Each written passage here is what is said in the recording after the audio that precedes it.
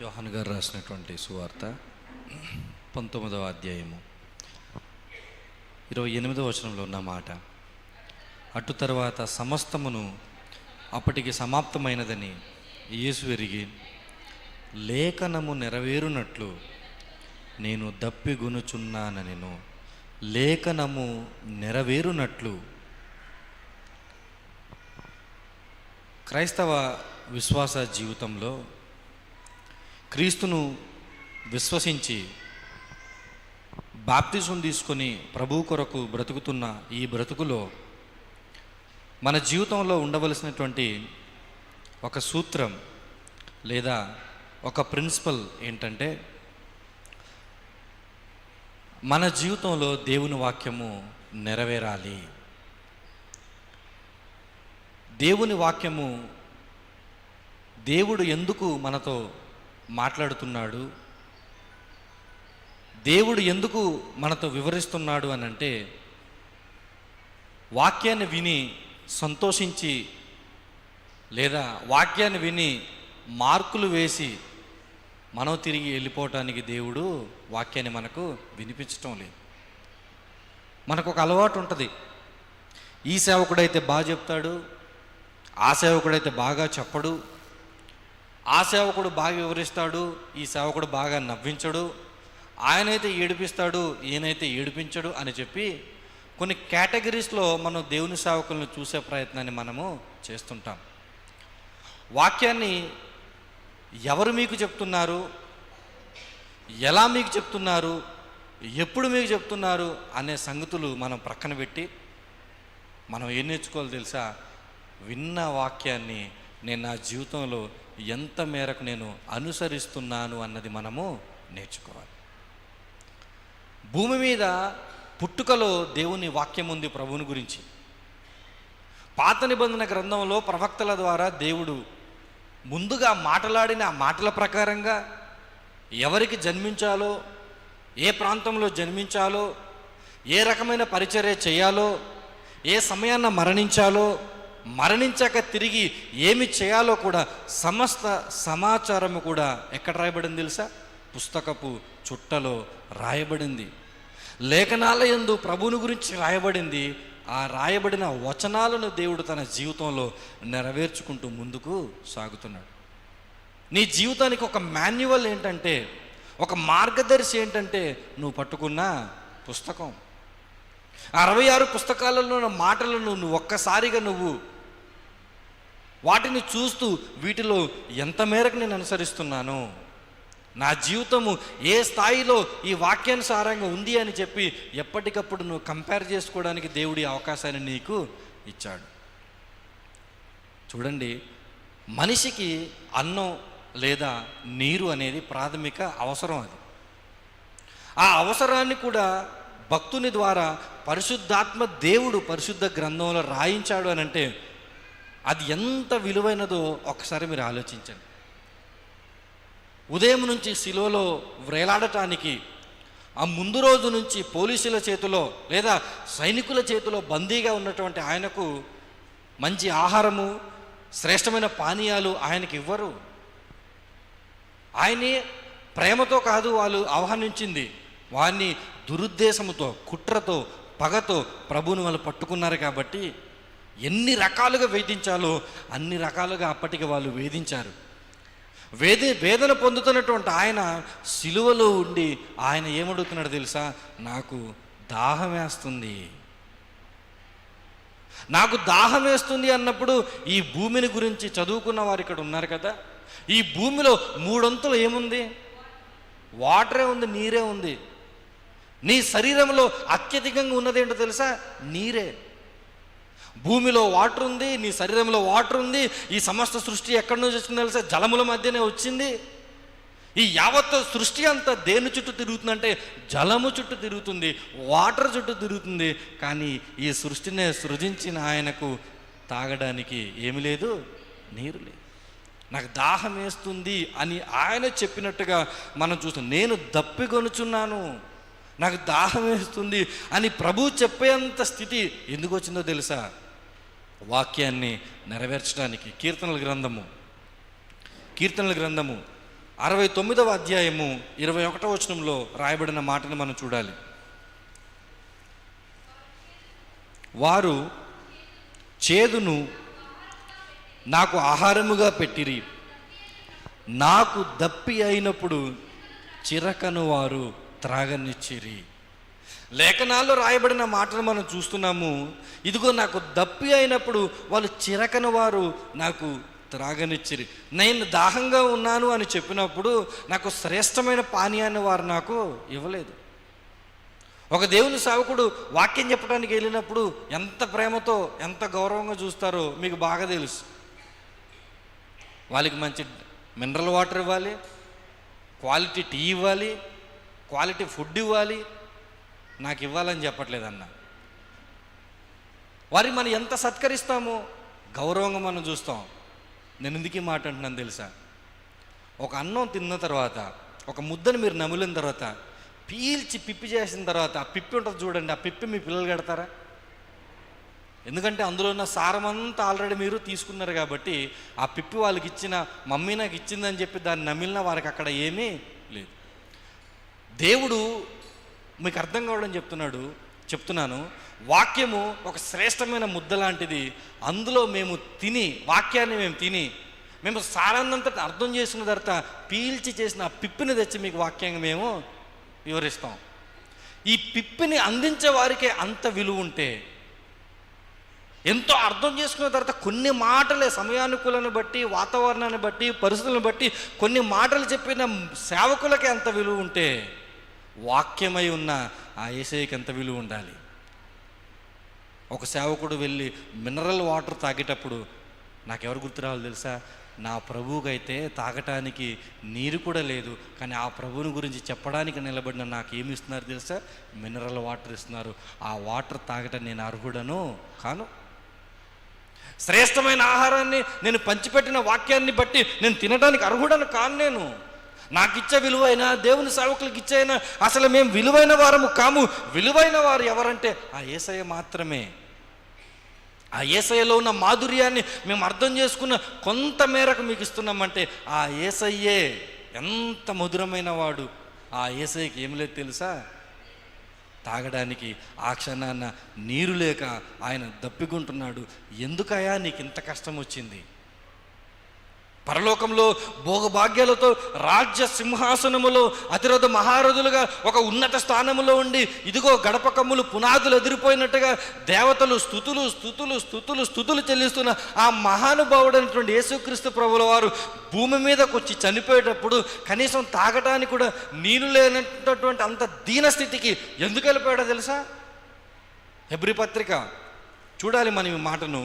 ఎందుకు ఆ దీనస్థితిలోని కనుక వెళ్ళిపోయాడనంటే, హెబ్రీలకు రాసినటువంటి పత్రిక 5వ అధ్యాయము 7వ వచనాన్ని మనం చూడాలి. శరీరధారి అయి ఉన్న దినములలో మహారోదనముతోను కన్నీళ్లతోను తన్ను మరణము నుండి రక్షింపగలవానికి ప్రార్థనలను యాజనలను సమర్పించి భయభక్తులు కలిగి ఉన్నందున ఆయన అంగీకరింపబడెను.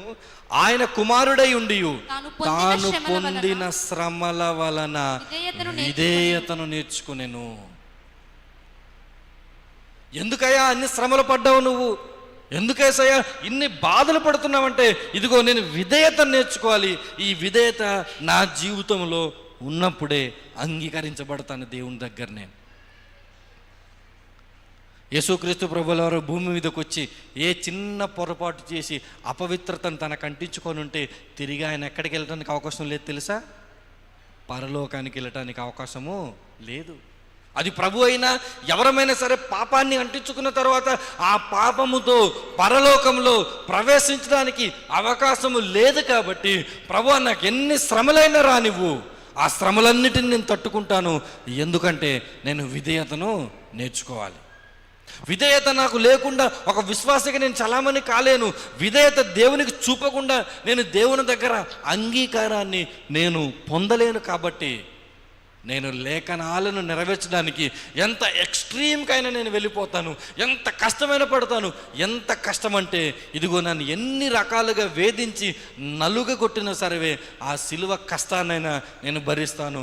ఎందుకంటే నేను విధేయత చూపించాలి, నేను దేవుని దగ్గర అంగీకరించబడాలి. ఈ సమయంలో మనల్ని మనం ఒకసారి ప్రశ్నించుకుందామా, మన శ్రమలు నిజంగా మనకు విధేయతను నేర్పించాయా? ప్రభు శ్రమలు చూస్తున్నప్పుడు గుండె తరుక్కుపోతుంది. వాక్యం అర్థమవుతున్నప్పుడు దేవా నువ్వు ఎంత కష్టపడ్డావు అని చెప్పి అర్థమవుతుంది. ప్రభువుని గురించి కొన్ని సినిమాలు తీసి వాటిని ప్రదర్శించినప్పుడు ఆ సినిమాలలో ప్రభు పడుతున్న వేదన చూసినప్పుడు మన కళ్ళల్లో కన్నీరు వస్తున్నప్పుడు, అయ్యో ప్రభువా నువ్వే కుమారుడవై ఉన్న నువ్వే ఇన్ని శ్రమలు పడితేనే అంగీకరించబడ్డావంటే నేనెన్ని శ్రమలు పడాలి ప్రభువా?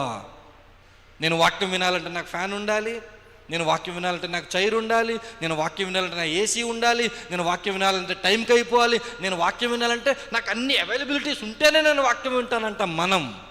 కానీ ఆ వాక్యాన్ని నెరవేర్చడానికి ప్రభు ఎంత ఎక్స్ట్రీమ్కి వెళ్ళిపోయాడంటే చనిపోయినప్పుడు గొంతు ఆరిపోయిందంట.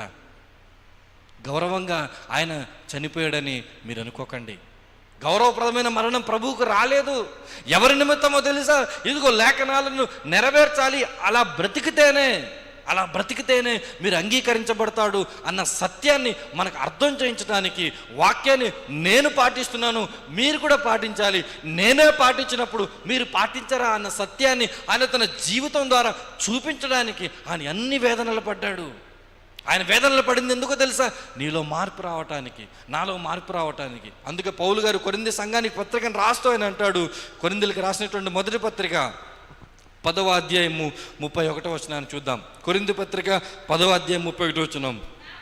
కాబట్టి మీరు భోజనము చేసినను పానము చేసినను మీరేమి చేసినను సమస్తమును దేవుని మహిమ కొరకు మీరు చేయండి.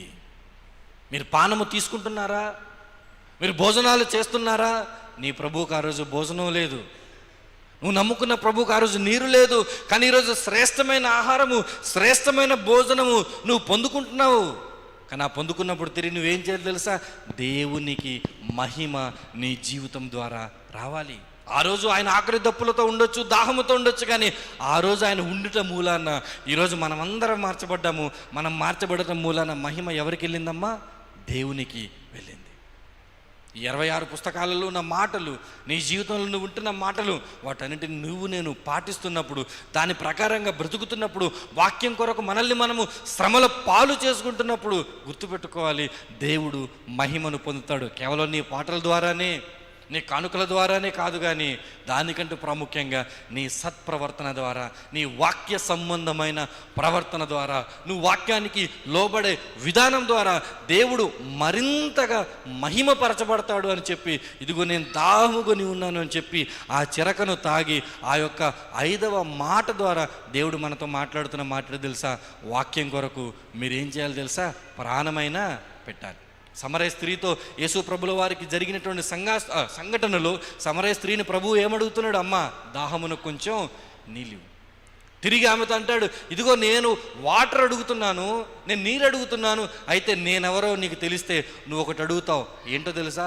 దేవుని వరాన్ని అడుగుతావు. అదేంటో తెలుసా? జీవజలాన్ని నువ్వు అడుగుతావు. నేనేంటో నీకు అర్థమైతే నువ్వేమడుగుతావు తెలుసా?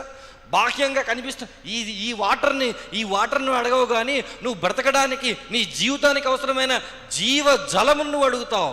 ఆ జీవజలాన్ని నువ్వు పొందుకుంటే నువ్వు ఎన్నడూ కూడా దప్పికొన్నావు. మత్తయ్య గారు రాసినటువంటి సువార్తలో ప్రభు గారు చేసిన ప్రసంగాన్ని మనం చూస్తే 5వ అధ్యాయం 6వ వచనాన్ని చూడండి.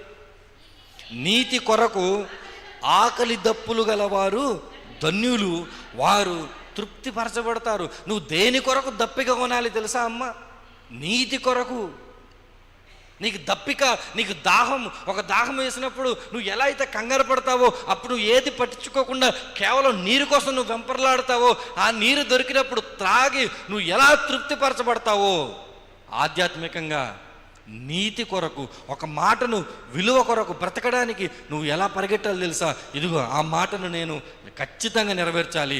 ప్రభు లేఖనాన్ని ఎలా అయితే నెరవేర్చాడో నా జీవితంలో నేను లేఖనాలు నెరవేర్చాలి. ఆయన సిలువలో వ్రేలాడుతూ కూడా వాక్యాన్ని నెరవేర్చడంలో ఏ మాత్రం కూడా సందేహించలేదు. అలాంటి ప్రభువు నేను కలిగి ఉన్నాను. నా జీవితంలో నేను వాక్యాన్ని నెరవేర్చడానికి ఎంత దూరమైన నేను పరిగెట్టాలి. ప్రభువుని నేను చూసేది నేర్చుకోవాలి. ప్రభు మనకు మాదిరికరమైనటువంటి జీవితాన్ని చూపించి వెళ్ళిపోయాడు. ఆ మాదిరి మనకు అర్థమవుతున్నంతసేపు దాన్ని మనం ఏం చేయాలి? అనుసరించుకుంటూ వెళ్ళిపోవాలి. వాక్యం ఎలా ముగియబడిందో ఒకసారి నేను చూపిస్తాను. ప్రకటన గ్రంథం ముగింపులోనికి వాక్యము ఎలా ముగించబడిందో ఒకసారి చూస్తే ప్రకటన గ్రంథం 22వ అధ్యాయం 17వ వచనాన్ని మనం చూస్తే ఏ పిలుపుతో ముగించబడిందో మనం చూడాలి. ఆత్మయు పెండ్లి కుమార్తెయు రమ్ము అని చెప్పుచున్నారు. వినువాడును రమ్ము అని చెప్పవలను. దప్పిగొనిన వానిని రానిమ్ము, ఇచ్చయించు వానిని జీవజలమును ఉచితముగా పుచ్చుకొననిమ్ము. ఈ జీవజలం నీకు ఎలా దొరుకుతుంది తెలుసా? ఉచితముగా. నువ్వు దేవుని దగ్గరికి రావాలి. ప్రభువా, యేసయ్యా, నువ్వు నా కోసం ఆ రోజు దప్పిక కొన్నావు, ఈరోజు నాకు కూడా దప్పిగా ఉంది. ఆ దప్పిక ఏంటో తెలుసా? నేను నీతిగా బ్రతకాలి. ఆ దప్పికను నేను తీర్చుకోవాలంటే, ఆ దప్పికను తృప్తిపరచుకోవాలంటే నాకు జీవజలము కావాలి. ఆ జీవజలమును ఉచితముగా ఇస్తానని నువ్వు వాగ్దానం ఇచ్చావు కదా ప్రభా. ఆ జీవజలాన్ని నాకు ఇస్తే నేను నీతిమంతునిగా మారుతాను. నువ్వు ఏ మాదిరిగా ఈ భూమి మీద బ్రతికినప్పుడు, శిలలో వ్రేలాడుతున్నప్పుడు, మరణించేటప్పుడు ఏ రకంగా వాక్యానికి ప్రాధాన్యత ఇచ్చావో, వాక్యపు నెరవేర్పు కొరకు ఎంత దూరం వెళ్ళావో, ప్రభా నేను కూడా వెళ్తాను ప్రభా, నేను కూడా వాక్యాన్ని నెరవేరుస్తాను ప్రభా అనేటువంటి తీర్మానాన్ని మనం తీసుకోగలిగితే ప్రభువు పలికిన ఈ 5వ మాటకు మనం న్యాయం చేసిన వారం అవుతాం. అట్టి విధాలుగా ఉండాలని మనస్ఫూర్తి కోరుకుంటూ నా యొక్క 5వ మాటను నేను ముగిస్తున్నాను.